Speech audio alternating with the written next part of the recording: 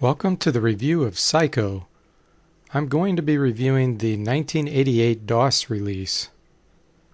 It was created by a company called Starsoft Development Laboratories and published by Box Office Inc. Based on wonderful marketers, the back of the box looks amazing. I thought this game was going to be awesome. I hadn't done any research on it before I played it. Boy, was I disappointed.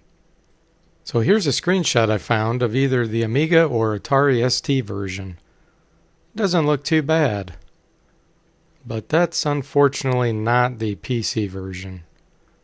Let's start with the intro. As you can already tell, it's CGA graphics, which is pretty unfortunate for 1988.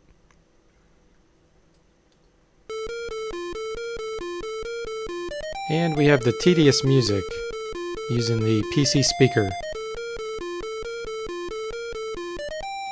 Oh wow, at least we can drive a car, right?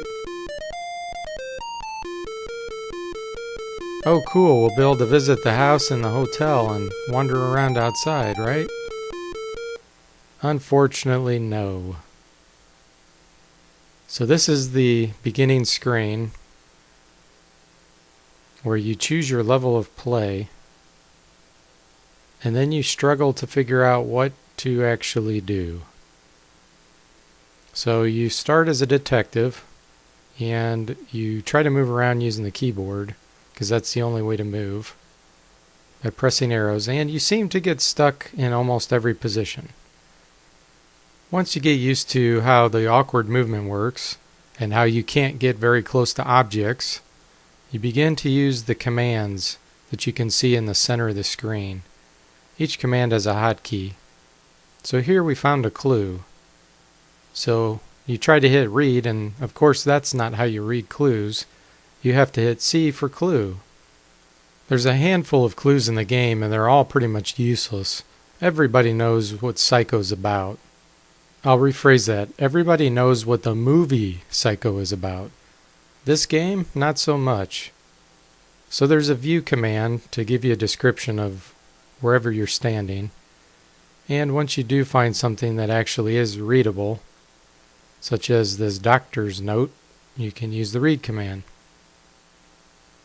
Here we found a mailbox with a note on it. Dear Norman, I'll pick up the jewels just before daybreak. Uncle Max. Yeah, I bet you didn't know Norman had an Uncle Max. And that they're both jewel thieves, did you?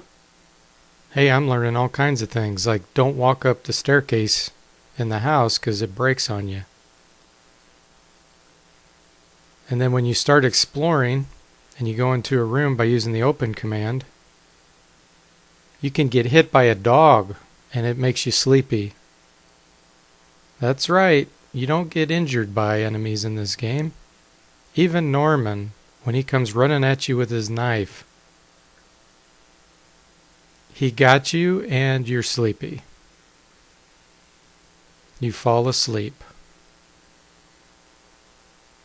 Here's Norman again. Oh, let's shoot him down, because we finally found a gun. And here's a ghost. I bet you didn't know that the Bates home was haunted. It must be all those people that he made sleepy.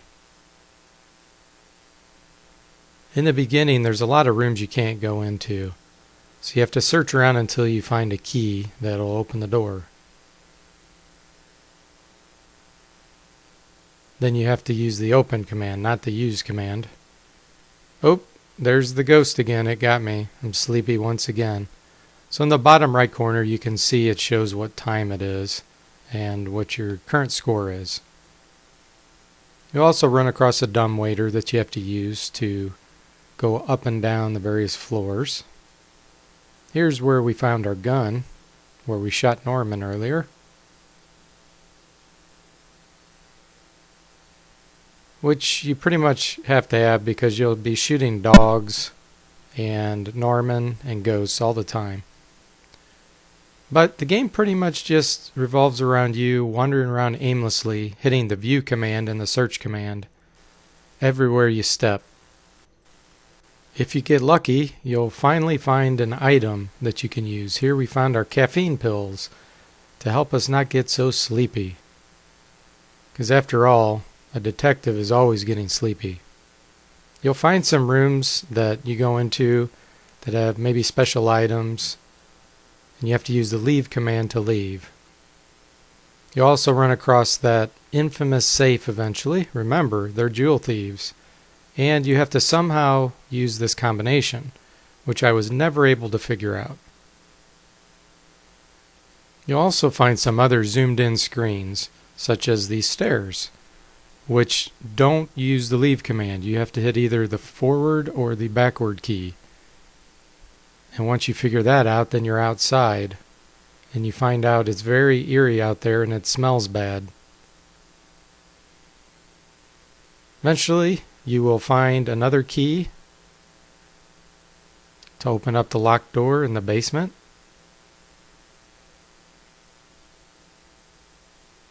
Because we have to save that curator after all. Because Norman's also a kidnapper. But unfortunately, this is where things all went wrong for me. I could not leave this screen. The game was broken. No matter how hard I tried, the leave command would not work. But after all, we are supposed to find his heart medication. Too bad I can't leave the room. Eventually, if the timer reaches 6:01 a.m., the game's over. Yeah, I guess you had to leave at 6:01 a.m. Can't be a detective when Norman's home. Oh, that's right, I shot him.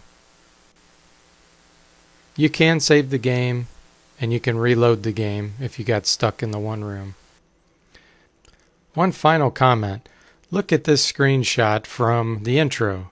If you look at the right side of the screen, it shows F3 is a save, F1 is objects, F2 is examine. This is the real screen in DOS. Completely different. So obviously they used a prototyped screenshot for the intro. And if that's not enough, I found a bug you could exploit in the game, where if you just move a tiny bit at a position where there was already a clue, and you take the clue, you'll continue to get the same points over and over. In fact, I was able to get over 100,000 points doing this. This game is just absolutely riddled with bugs. The gameplay itself is tedious and annoying.